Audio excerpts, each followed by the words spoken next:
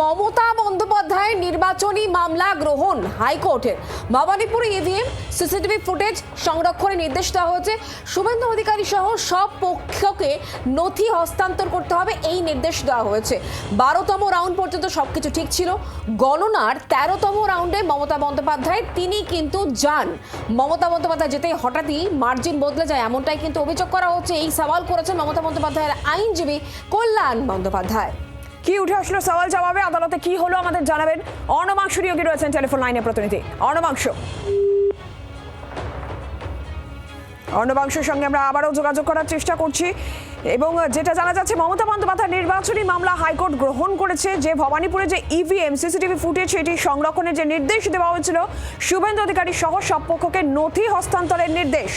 অর্ণবাংশুর সঙ্গে আমরা আবারও যোগাযোগ করেছি। অর্ণবাংশু, কি হলো আদালতে, কি সওয়াল আইনজীবী কল্যাণ বন্দ্যোপাধ্যায়ের মমতা বন্দ্যোপাধ্যায়ের পক্ষ থেকে? দেখো, মমতা বন্দ্যোপাধ্যায়ের তরফ থেকে কল্যাণ বন্দ্যোপাধ্যায়ের বক্তব্য যে মমতা বন্দ্যোপাধ্যায় গণনা কেন্দ্রে হেনস্থা করা হয়েছিল। 12 রাউন্ড পর্যন্ত ঠিকঠাক চলছিল, 13 রাউন্ড পর্যন্ত থেকে হঠাৎ পরিবর্তন হয়ে গেল। এর পেছনে উদ্দেশ্য রয়েছে এবং যারা কাজ করেছিলেন কমিশনার হয়ে তাদের প্রত্যেককে সরকারি পদে বসানো হয়েছে। এর মধ্যে প্রত্যেকটা ভাবে পক্ষপাতের অভিযোগ রয়েছে বা গন্ধ রয়েছে, ইন্ধন রয়েছে। তার বক্তব্য ছিল সিসিটিভি ফুটেজ সংরক্ষণ করা। সেই আবেদন মতো কলকাতা হাইকোর্ট বিচারপতি গৌরবকান্ত নির্দেশ দিয়েছেন যে ভবানীপুর বিধানসভা কেন্দ্রে সমস্ত ইভিএম, ভিভিপ্যাট এবং সিসিটিভি ফুটেজ সংরক্ষণ করতে হবে এবং প্রত্যেক পক্ষকে, শুভেন্দু অধিকারী রাজ্যের মুখ্যমন্ত্রী সহ প্রত্যেক পক্ষকে 4 সপ্তাহ মধ্যে প্রত্যুত্তর দিতে হবে মমতা বন্দ্যোপাধ্যায় অভিযোগের পরিপ্রেক্ষিতে। বাংলার আওয়াজ, বাঙালির আবেগ, জি 24 ঘন্টা।